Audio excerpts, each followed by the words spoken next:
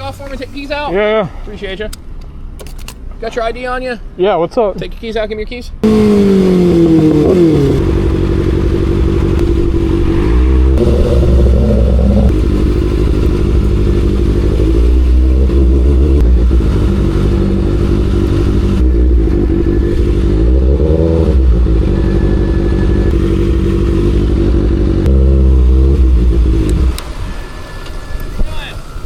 Hey, what's going on? Yeah, man, go ahead and shut the bike off for me, take your keys out. Yeah. Appreciate you.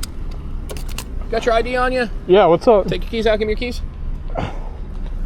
Give me your keys. Thank you, appreciate you. Can't have your tag like that, man.